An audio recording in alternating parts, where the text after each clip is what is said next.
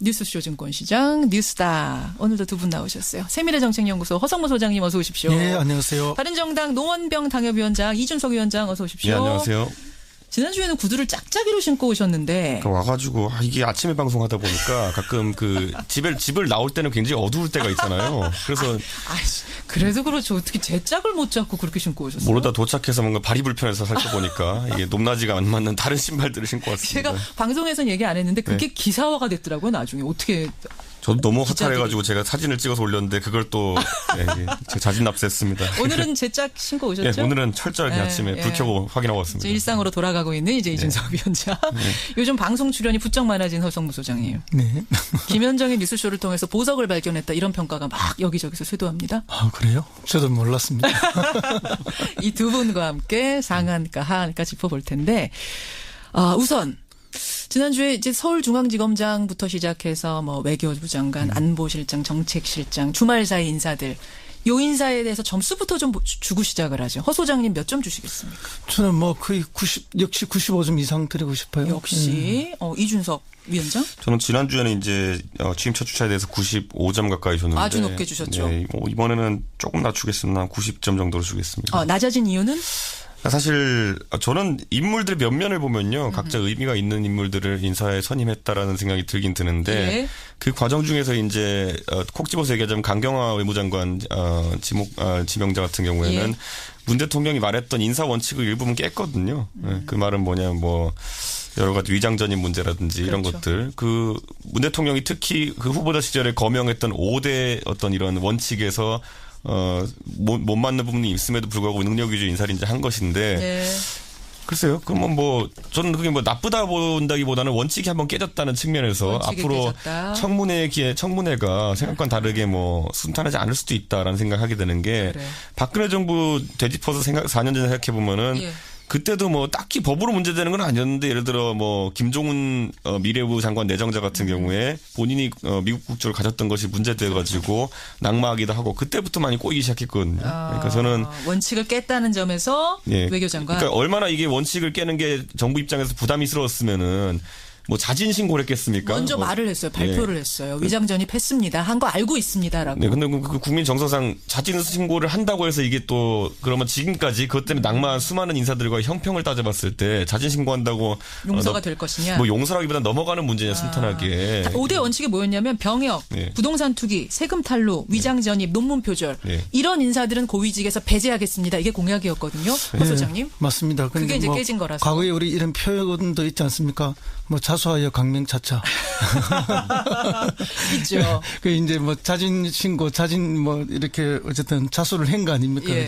근데 이제 위장전입도 뭐 질이 여러 가지예요. 근데 이 위장전입은 뭐 부동산 투기를 위한 그런 위장전입은 아니고 미국에 있던 딸이 한국 들어오면서 이제 어디로 보낼 건가 해서 친척집에. 본인의 모교 쪽으로 보내고 싶어서 친척집에 위장전입했다. 그래서 이제 뭐 일견 뭐 물론 그것도 당연히 뭐 비난의 대상은 받아야 되는 것이고 또 비판받아야 마땅함에도 불구하고 또 이렇게 자진해서 고백함으로써 국민들의 어느 정도의 양해는 있지 않을까 그런 기대감을 좀 갖고 있습니다.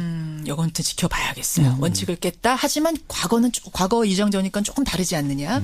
여러분의 평가는 하여튼 기대해보기로 하고 상한가부터 가보죠. 상한가. 허 소장님.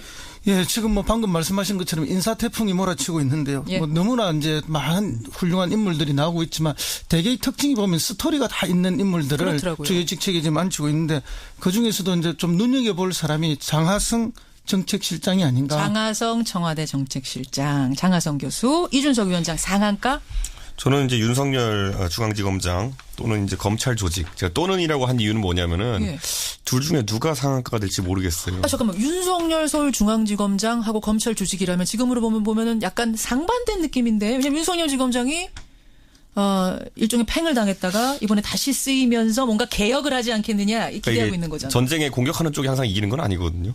그러니까 방어전으로 이제 검찰이 아마 검찰 조직이 치를 텐데 이게 뭐 방어전이랑 기득권 방어 논리 이런 건 둘째치고 지금 검찰 같은 경우에 상당히 좀 뭐라 해야 될까 억울한 부분도 있을 겁니다. 예를 들어 최근에 있었던 돈봉투 감찰이라든지 이런 부분에 대해 가지고 뭐 여론이야 굉장히 검찰이 나쁘게 이렇게 묘사되어 있지만은 사실 이걸 관행이라고 또 묘사하기도 했는데 문제가 뭐냐면 실제로 이제 관행이 맞거든요. 근데 잘못된 관행이죠. 그렇죠, 예, 그런데 이것을 가지고 이제 어떤 인사 태풍까지 이제 몰아치려고 하니까 아마 그 부분에 대해서는 검찰도 한 거를 좀 할 겁니다, 제 생각에는. 그래서 윤석열이냐 아니면 검찰 조직이냐 누가 상한가 될지 모르겠다. 자, 그 얘기 잠깐 두고 그러면 장하성 실장 얘기부터 좀 해보죠. 정책실장. 상한가 맞습니까? 예, 뭐 저는 상한가를 충분히 주실 만한 그런 사람이라 보고요. 이분은 물론 이제 그동안 이제 안철수 후보의 이제 경제 멘토 이런 역할을 했죠. 그렇죠. 그런데 이번에 이제 상고 처리 끝에 모셨는데 자기가 수용하게 된 그 이유 중에 하나가 이번에 초기 인사하는 걸 보니까 이 정도 인사면은 같이 일을 해도 되겠다 이런 결심을 했다 그래요. 그래서 또 사실은 뭐 이게 이 사람도 선비에 가까운 분 아닙니까? 실천가이기도 자기 입장을 바꾸어서 또 다른 분하고 일을 하려면 이게 결심이 쉽지 않는 거. 쉽지 않죠. 그런 결심을 바꿀 정도로 해줬고 그게 맞아서 일을 한다는 거는 좀 대단한 결심이다 이렇게 보고요. 또 그동안의 삶이 보면은 이분은 뭐 개인적인 삶도 재벌 개혁을 위해서 소액주주 운동을 펼쳤고 또 그 실천가로서의 역할을 해왔기 때문에 충분히 주목받을 수 있는데 사실 집안 자체가 명문가예요. 아니 장하성 실장의 가계도가 오늘 아침 화제더라고요. 독립운동가 그렇죠. 조상부터 쭉 내려오고. 그렇죠. 할아버지 형제가 사형제였는데 큰 할아버지가 어쨌든 상해 임시정부의 외무부장을 했어요. 그리고 먼저 자신의 할아버지도 독립운동을 했고 그 밑에 작은 할아버지 한 분은 그 1929년 강주에서 그 학생운동이 일어납니다. 독립운동인데요. 이 학생운동에 참여해서 이제 고문으로 돌아가셨어요. 그리고 막내 할아버지도 이제 만주에서 독립운동하셨고 그래서 할아버지 형제 전원이 독립운동이 그다음에 이제 그 다음 세대인 아버지 형제간들이 또 있는데 이분들은 6.25 때 낙동강 전투, 압록강 전투 전부 자진해서 군해갖고 이제 뭐 어쨌든 한 분은 만 14살에 갔다는 거 아닙니까? 그럴 정도로 이제 이렇게 애국하고 애족하는 집안이었다. 이제 그런 집안에 이제 3세대로 이 하씨 학렬을 가진 분들이 있는데 그래서 뭐 장하진 자기 누님이죠. 그 여성부 장관. 참여정부 때 여성부 장관을 했고 이번에 이제 본인이 이렇게 들어왔고. 장하준 교수도 친척 동생이죠. 그거는 사촌 동생이죠. 사촌 동생. 예, 장제식 전 산자부 장관 자기 삼촌의 아들인데. 그래서 이분들이 이제 그동안 대한민국에 기여했던 것이 엄청난데 이제 이렇게 손자대 하씨 하형제 학렬 때에 와서 이제 다시 또 대한민국 사회에 기여하는 그런 모습인데 정말 잘해줬으면 좋겠고 그러게요. 국민적 기대가 크다 이런 말씀도 드리면서 사실은 이제 호남의 명문가를 넘어서 이제는 이제 이 세대에 와서 대한민국의 명문가로서 역할을 좀 해줬으면 하는 그런 기대로 제가 오늘 상한가로 잡았습니다. 집안이 좋아서 뽑으신 건 아니죠? 예, 그렇습니다. 그것만으로 뽑으신 건 아니고. 그동안 국가에 기여한 바가 크기 때문에 뽑았습니다. 자, 그러니까 이 장하성 실장이 김상조 공정거래위원장과 호흡을 맞춰서 어떻게 개혁을 이끌어 나갈까? 이게 이제 관건이거든요. 그렇습니다. 이준석 위원장 어떻게 보세요? 그 사실 김상조 교수 같은 경우에도 사실은 우리가 봤을 때는 좀 일부에게는 급진적인 경제학자의 이미지가 있기도 하지만은 실제로는 굉장히 온건한 분이에요. 그래요? 예, 그래서 사실 기업경의 사례로 드는 것들 이런 걸 본다 하더라도 좀 서구적 관점에서 뭐 그 정도로만 맞추자 정도의 느낌이지 누가 표현한 것처럼 좌파 경제학자로 보기 좀 어려운 아니에요? 예, 어려운 그런 측면이 있습니다. 주류 경제학자입니다. 우리가 이렇게 알고 있는. 그러다 보니까 제 생각에는 이 부분에 있어 가지고는 뭐 장하성 교수도 마찬가지이고요. 그러다 보니까 이 호흡을 맞추자는 건데 사실 재벌 개혁이라는 거는 강도가 어느 정도냐를 놓고 이제 사람들이 관심을 갖는 거거든요. 그런데 일반적인 이제 관점에서는 장하성 교수랑 그리고 또 김상조 위원장 정도면은 뭐 그래도 온건한 정도의 수준이다. 이것보다 더 센 분들도 많아요. 한국에 보면은 찾아보면. 야, 근데 보수 정당의 예를 들어 뭐 이준석 위원장이 그런 말씀하실지. 아니, 왜냐하면 뭐 김종인 장관 이런 분 생각해 보면요, 그분들은 더 센 메시지도 가끔 그분이 더 세요. 예, 왜냐하면 그분은 정치적 이런 그 메시지를 겸비했기 때문에 말을 더 세게 하십니다. 그렇기 때문에 재벌 같은 거기는 실제로 재벌의 부동산을 매각하는 조치를 했던 분 아닙니까? 예, 그게 그런 이력이 있기 때문에 아마 기업에서도 보면 이 과거에 보면 김상조 위원장 같은 경우에도 2013년에 이제 박근혜 정부 출범하고 경제민주화라는 게 화두가 됐을 때 오히려 삼성이 이분 불러다가 강의를 들었다니까요. 이게 어떤 레벨에서 어떻게 진행될지에 대해서 오히려 컨설팅을 받은 그런 이력도 있는 거거든요. 그러니까 이제 이분들은 재벌을 해체하자는 분들이 아니에요. 재벌을 개혁하자는 분들인데. 재벌들이 너무 벌벌 떨 필요는 없다는 얘기예요. 그럼 물론 뭐 재벌들은 떨 수밖에 없죠. 지금까지 재벌들은 전부 다 이렇게 반칙과 특권, 그다음에 갑질을 해왔던 게 사실 아닙니까? 특히 큰 재벌일수록 더 그랬고.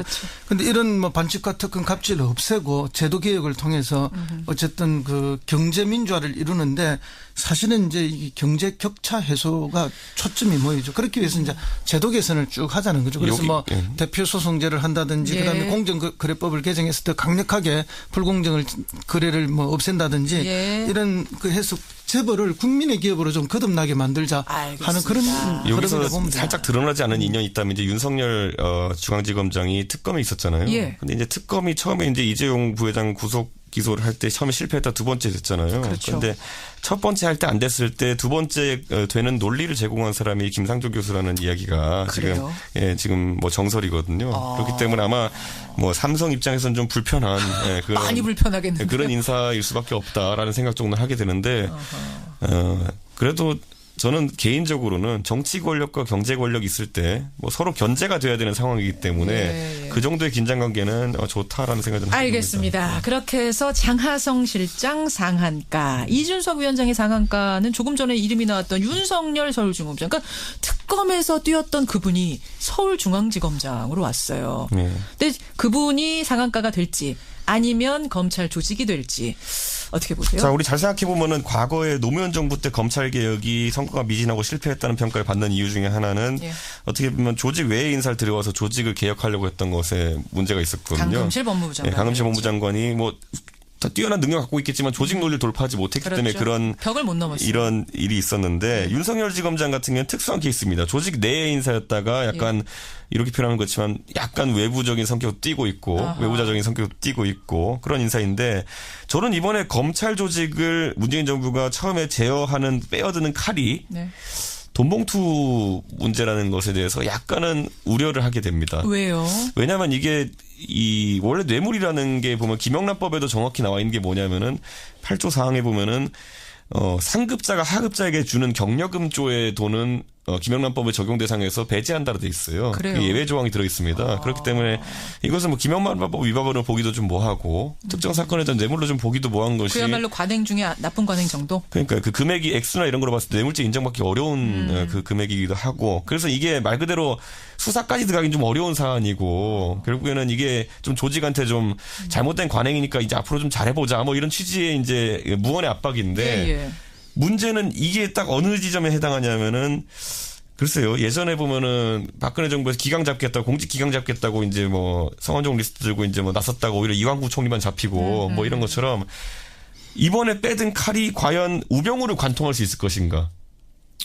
저는 지금 이게 나온 이유가 뭐냐면요. 결국에는 우병우 수석을 잡으려고 했는데 우병우 수석이 워낙 주도 면밀한 사람이기 때문에 뭐 증거 인멸이든지 아니면 자기가 준비를 철저히 했든지 간에 안 잡히는 거예요. 그러니까 처음에는 법인 차량 갖고 잡으려고 그랬죠. 네, 그렇죠. 그 다음에 나온 것들 보면 뭐 특검이 가가지고 우리가 밥은 다 해놨으니까 이게 전자레인지 돌리기만 하면 밥이 될 거다. 검찰한테 넘겨줬는데. 검찰에 넘겨줬는데 구속이 안 됐잖아요. 잡았어요. 안 됐잖아요. 그러니까 이번에는 또 그럼 우병우 사단이라고 불리는 사람들의 어떤 이런 만찬? 관행적인 돈봉투를 가지고 이제 이걸 잡으려고 한다는 것이 사실 쉽지는 않은 거거든요. 그러니까 오히려 저는 약간 걱정되는 게 뭐냐면은 이 이면에는 실제로는 그럼 우병우 수석이나 아니면 그 사단을 잡을 수 있는 수단 자체가 없다는 것을 좀 증명하는 거 아니냐라는 생각이 들어서 약간 이 검찰 개혁이 오히려 보이는 것과는 다르게 어려운 지금 거 아니냐. 그러니까 사실 검찰 조직을 잡으려면 이 사람들이 얼마나 논리적이고 또 조직 방어 논리가 치밀한 사람들입니까? 거기에 대해서 관행적으로 돈봉투 50만 원, 100만 원 주고받는 걸 갖고 이 조직을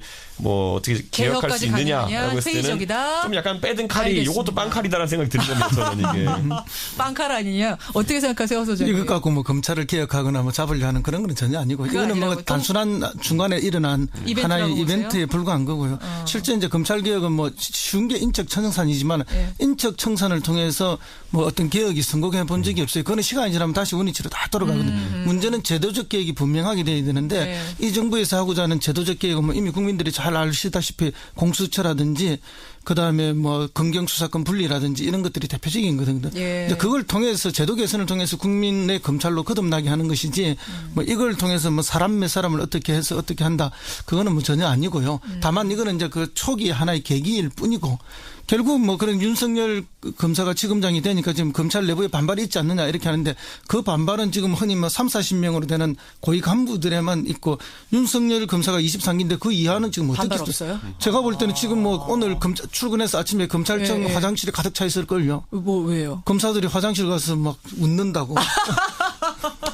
좋아가지고 잘 그렇죠. 됐다고. 일선 검사들이야 뭐 이번에 그래 우에 쭉 엎고 나가주면 다 승진해야 될 건데. 승진 줄줄이 할 텐데. 저는 이번에 그래서 5기 수납하기 했습니다. 저는 제가 이번에 이 인사들을 보면서요. 아까 제가 살짝 운을 띄웠는데 김상조 교수 영입한 것이랑 그리고 윤석열 지검장 임명한 걸 보면서 이 둘이 그럼 공통적으로 지금 가지고 있는 과제가 뭘까 생각했을 때 뭐예요? 그리고 박근혜 대통령 뇌물죄 입증에 대한 부분 그거를 잘 처리하자라는 의미가 아주 강조된 인사라 보고요. 왜냐하면 이 둘 다 그 실무자들 아닙니까? 아까 제가 말했듯이 한 분은 논리를 제공했고 한 분은 실제 파트너였네요. 수사를 담당했기 때문에 윤석열 지검장에게 주어진 미션은 이 수사 과정에서 어쨌든 철저하게 수사가 이루어지도록 해라 정도의 아주 국지적인 미션이고 오히려 제가 봤을 때는 검찰 개혁 담당자는 여기가 아닐 것이다. 컨트롤 타워가. 윤석열 지검장이 그쪽을 신경 쓰기보다는 오히려 내부를 좀 다독이는 역할을 하지 않을까. 그러면 누구? 그거야말로 이제 조국 수석의 역할에 달린 것이 아닌가라는 생각하게 됩니다. 오늘 인선 얘기하다 보니까 하한가 못할 것 같아요. 하한가 다음 주에 해야 되는 거 아닌가 모르겠는데. 근데 누군지라도 좀 들어보죠.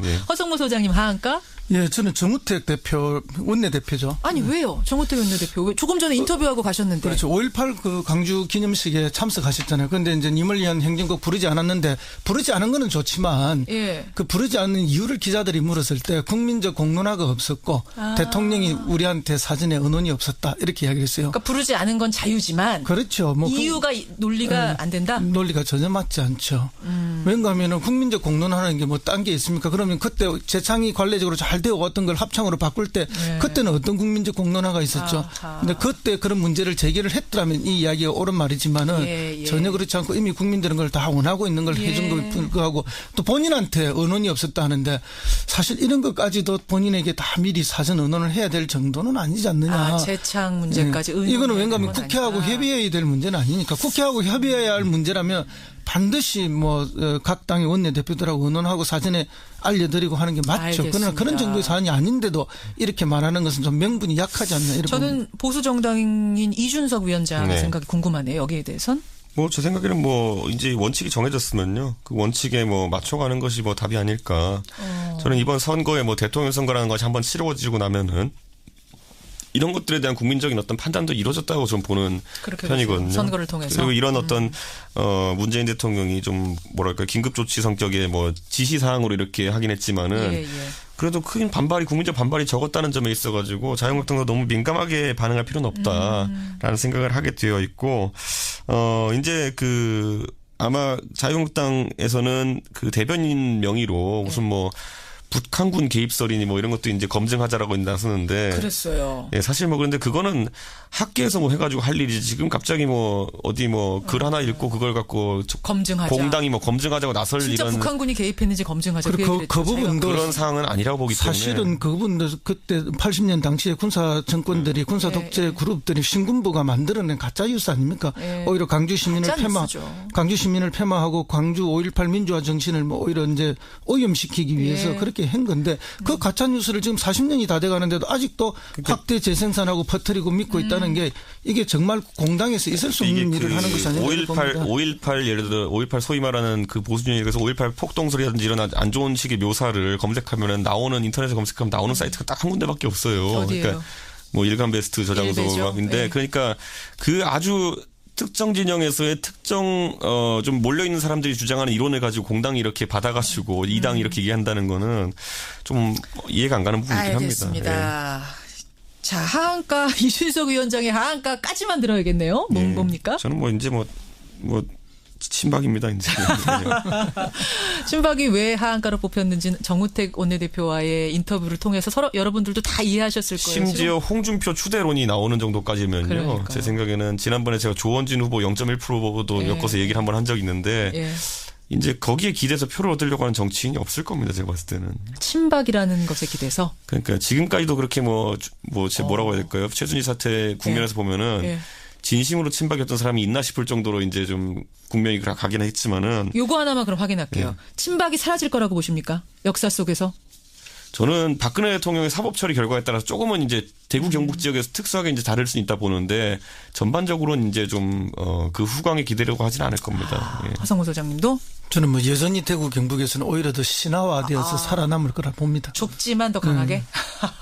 그렇군요. 자, 이렇게 오늘 뉴스닥 보드엔 상한가 보드엔 장하성, 윤석열 또는 검찰 조직, 하한가 보드엔 정우택 친박 올리면서 두 분과 인사 나누죠. 다음 주에도 신발 제대로 신고 오시고. 예. 고생하셨습니다. 네, 감사합니다. 허성무, 이준석 감사합니다. 두 분이었습니다. 상한가부터 가보죠. 상한가. 허 소장님. 예, 지금 뭐 방금 말씀하신 것처럼 인사 태풍이 몰아치고 있는데요. 예. 뭐 너무나 이제 많은 훌륭한 인물들이 나오고 있지만 대개의 특징이 보면 스토리가 다 있는 인물들을 그렇더라고요. 주요직책에 지금 앉히고 있는데 그 중에서도 이제 좀 눈여겨볼 사람이 장하승 정책실장이 아닌가. 장하성 청와대 정책실장, 장하성 교수, 이준석 위원장 상한가. 저는 이제 윤석열 중앙지검장 또는 이제 검찰 조직. 제가 또는이라고 한 이유는 뭐냐면은 예. 둘 중에 누가 상한가가 될지 모르겠어요. 잠깐만. 윤석열 서울중앙지검장하고 검찰 조직이라면 지금으로 보면은 약간 상반된 느낌인데. 왜냐면 윤석열 지검장이 일종의 팽을 당했다가 이번에 다시 쓰이면서 뭔가 개혁을 하지 않겠느냐 기대하고 그러니까 있는 거잖아요. 전쟁에 공격하는 쪽이 항상 이기는 건 아니거든요. 그러니까 방어전으로 이제 검찰이 아마 검찰 조직이 치를 텐데 이게 뭐 방어전이랑 기득권 방어 논리 이런 건 둘째치고 지금 검찰 같은 경우에는 상당히 좀 뭐라 해야 될까 억울한 부분도 있을 겁니다. 예를 들어 최근에 있었던 돈봉투 감찰이라든지 이런 부분에 대해 가지고 뭐 여론이야 굉장히 검찰이 나쁘게 이렇게 묘사되어 있지만은 사실 이걸 관행이라고 또 묘사하기도 했는데 문제가 뭐냐면 실제로 이제 관행이 맞거든요. 근데 잘못된 관행이죠. 그렇죠. 그런데 이것을 가지고 이제 어떤 인사 태풍까지 이제 몰아치려고 하니까 아마 그 부분에 대해서는 검찰도 한 거를 좀 할 겁니다. 제 생각에는. 그래서 윤석열이냐 아니면 검찰 조직이냐 누가 상한가 될지 모르겠다. 예. 자, 그 얘기 잠깐 두고 그러면 장하성 실장 얘기부터 좀 해보죠. 정책실장. 상한가 맞습니까? 예, 뭐 저는 상한가를 충분히 주실 만한 그런 사람이라 보고요. 이분은 물론 이제 그동안 이제 안철수 후보의 이제 경제 멘토 이런 역할을 했죠. 그렇죠. 근데 이번에 이제 상고 처리 끝에 모셨는데 자기가 수용하게 된 그 이유 중에 하나가 이번에 초기 인사하는 걸 보니까 이 정도 인사면은 같이 일을 해도 되겠다 이런 결심을 했다 그래요. 그래서 또 사실은 뭐 이게 이 사람도 선비에 가까운 분 아닙니까? 실천가이기도 자기 입장을 바꾸어서 또 다른 분하고 일을 하려면 이게 결심이 쉽지 않죠. 근데 그런 결심을 바꿀 정도로 해줬고 그게 맞아서 일을 한다는 거는 좀 대단한 결심이다 이렇게 보고요. 또 그동안의 삶이 보면은 이분은 뭐 개인적인 삶도 재벌 개혁을 위해서 소액주주 운동을 펼쳤고 또 그 실천가로서의 역할을 해왔기 때문에 충분히 주목받을 수 있는데 사실 집안 자체가 명문가예요. 아니 장하성 실장의 가계도가 오늘 아침 화제더라고요. 뉴스쇼 증권시장 뉴스다. 오늘도 두 분 나오셨어요. 세미래정책연구소 허성무 소장님 어서 오십시오. 네, 안녕하세요. 바른정당 노원병 당협위원장 이준석 위원장 어서 오십시오. 네, 안녕하세요.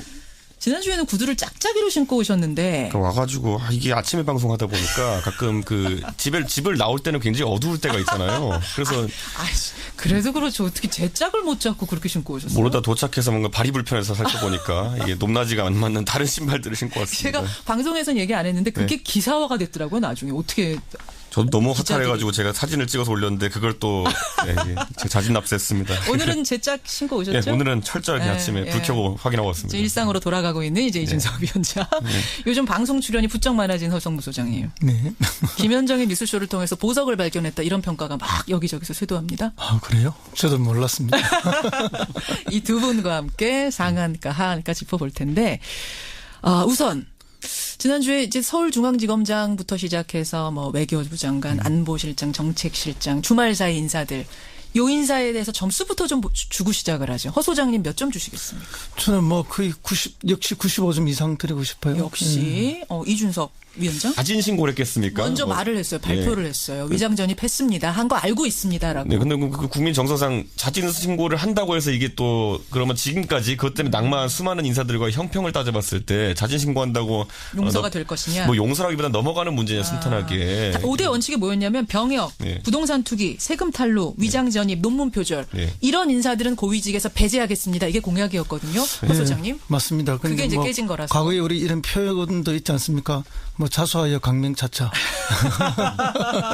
있죠. 그 이제 뭐 자진 신고, 자진 뭐 이렇게 어쨌든 자수를 한 거 아닙니까? 근데 이제 위장 전입도 뭐 질이 여러 가지예요. 근데 이 위장 전입은 뭐 부동산 투기를 위한 그런 위장 전입은 아니고 미국에 있던 딸이 한국 들어오면서 이제 어디로 보낼 건가 해서 친척집에. 본인의 모교 쪽으로 보내고 싶어서 친척집에 위장 전입했다. 그래서 이제 뭐 일견 뭐 물론 그것도 당연히 뭐 비난의 대상은 받아야 되는 것이고 또 비판받아야 마땅함에도 불구하고 또 이렇게 자진해서 고백함으로써 국민들의 어느 정도의 양해는 있지 않을까 그런 기대감은 좀 갖고 있습니다. 이건 또 지켜봐야겠어요. 원칙을 깼다. 하지만 과거 이정저니까 조금 다르지 않느냐. 여러분의 평가는 하여튼 기대해보기로 하고. 저는 지난주에는 이제 취임 첫 주차에 대해서 95점 가까이 줬는데. 아주 높게 주셨죠. 네, 뭐 이번에는 조금 낮추겠습니다. 90점 정도로 주겠습니다. 낮아진 이유는?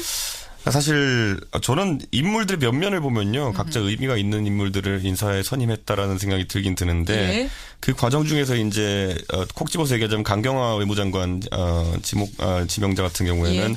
문 대통령이 말했던 인사 원칙을 일부분 깼거든요. 그 말은 뭐냐면 뭐 여러 가지 위장전입 문제라든지 그렇죠. 이런 것들. 그 문 대통령이 특히 그 후보자 시절에 거명했던 5대 어떤 이런 원칙에서 못 맞는 부분이 있음에도 불구하고 능력 위주 인사를 이제 한 것인데. 네. 글쎄요. 그러면 저는 그게 나쁘다 본다기보다는 원칙이 한번 깨졌다는 측면에서 앞으로 청문회가 생각과는 다르게 순탄하지 않을 수도 있다라는 생각하게 되는 게 그래. 박근혜 정부 되짚어서 4년 전에 생각해 보면은 예.